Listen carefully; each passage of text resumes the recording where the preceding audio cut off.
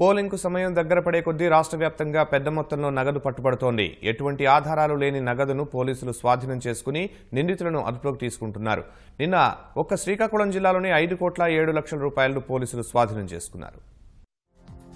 Polling కు మరో 6 రోజుల సమయమే ఉండడంతో ఓటర్లను ప్రసన్నం చేసుకునేందుకు నేతలు ప్రలోభాలకు తెరలేపారు. విశాఖ నుంచి శ్రీకాకుళం జిల్లా పాలకొండ వెళుతున్న ఆర్టీసీ బస్సులు రాజాం మండలం బొద్దాం వద్ద తనిఖీలు నిర్వహించిన పోలీసులు 5,07,00,000ను స్వాధీనం చేసుకున్నారు. ప్రయాణికుల సామాన్లు భద్రపరిచేందుకు బస్సు కింది భాగంలో ఏర్పాటు చేసిన అరలో 3 పెద్ద బ్యాగుల్లో ఈ మొత్తాన్ని తరలిస్తున్నారు. నగదు ఎవరిదనే విషయంపై స్పష్టత రాలేదు.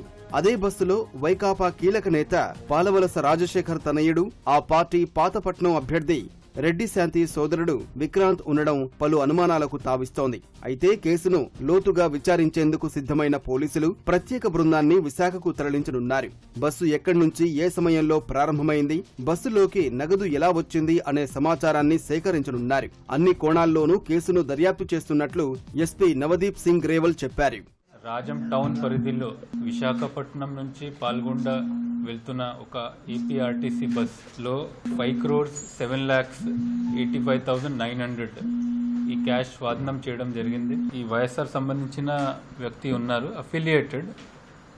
లీడర్ అయితే ఎవరు లేరు, బట్ అందరూ అయితే డినై చేశారు, వాళ్ళు బ్యాగ్ లేదని చెప్పారు. So as of now we cannot say that ఈ cash belongs to whom it is, we are not able to say as of now.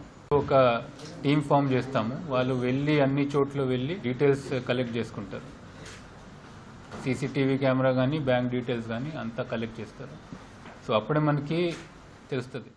Ichchapuram checkpost వద్ద పోలీసు తనిఖీల్లో ఒడిశా బ్రహ్మపురం నుంచి పలాస వైపు వెళుతున్న వాహనం నుంచి 2,38,000 నగదును స్వాధీనం చేసుకున్నారు. నర్సన్నపేటలోని ఓ మద్యం దుకాణం నుంచి అక్రమంగా తరలిస్తున్న 480 సీసాలను ఎక్సైజ్ పోలీసులు స్వాధీనం చేసుకున్నారు. ప్రకాశం జిల్లా దర్శిలోని ఓ ఇంట్లో 18 లక్షలు దొరికాయి. దర్శి నియోజకవర్గ వైకాపా ఎమ్మెల్యే అభ్యర్థి మద్దిశెట్టి వేణుగోపాల్ అనుచరుడు కాకర్ల శ్రీహరిదిగా ఆ ఇంటిని పోలీసులు గుర్తించారు. కర్నూలు జిల్లా ఆదోనిలో కార్వాన్ పేటకు చెందిన మొహమ్మద్ అనే వ్యక్తి నుంచి 7 లక్షల నగదు పోలీసులు స్వాధీనం చేసుకున్నారు. ఎటువంటి ఆధారాలు చూపకపోయేసరికి నగదును సీజ్ చేస్తున్నట్లు పోలీసులు తెలిపారు.